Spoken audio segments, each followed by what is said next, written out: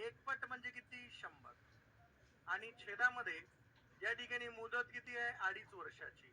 या ठिकाणी 2.5 लिहिलं. बरोबर. आता या पॉइंटच्या नंतर एकच अंक आहे म्हणून अंशामध्ये एक झिरो वाढवायचा, पॉइंट काढून टाकायचा. 25 ने 1000 ला भाग जातोय.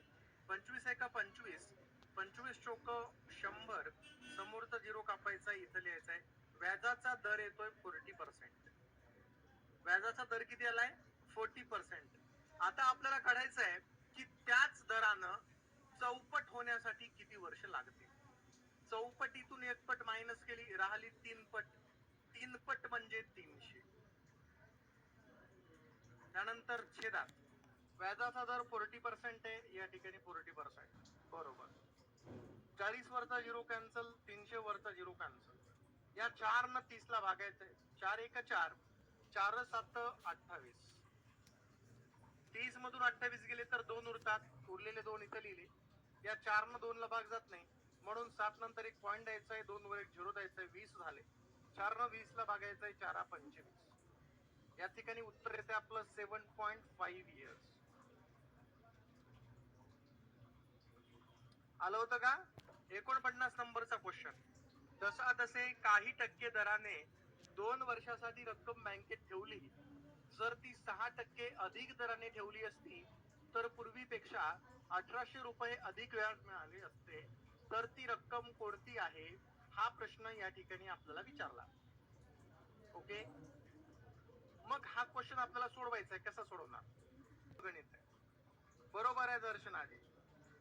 खूप सोपं गणित आहे, बिलकुल अवघड नाही. या ठिकाणी 1800 रुपयाचं जे सरळ व्याज आहे ते जास्त मिळालं असतं असं म्हणतात. मग जेवढं तुम्हाला व्याज दिलंय तेवढं व्याज तुम्ही अगोदर लिहून घ्या.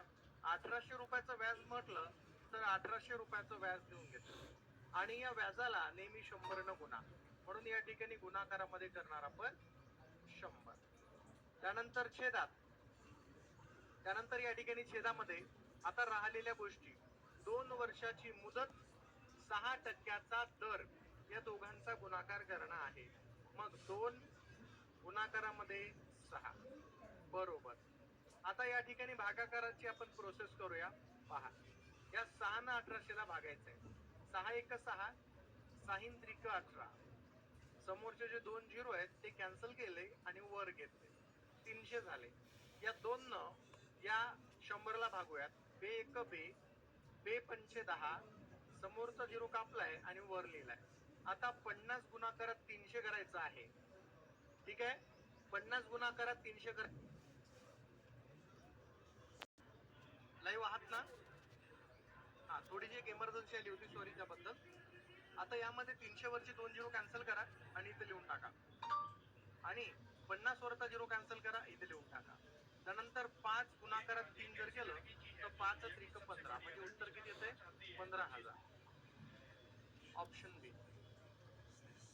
जसा तसे काही टक्के दराने 4 वर्षासाठी रक्कम बँकेमध्ये ठेवली, जर ती 5% अधिक दराने ठेवली असती तर पूर्वीपेक्षा 3600 रुपये अधिक व्याज मिळालं असतं, तर ती रक्कम कोणती असेल हा प्रश्न विचारलेला आहे.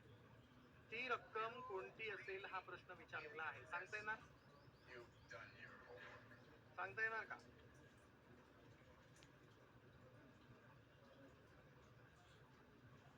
$18,000.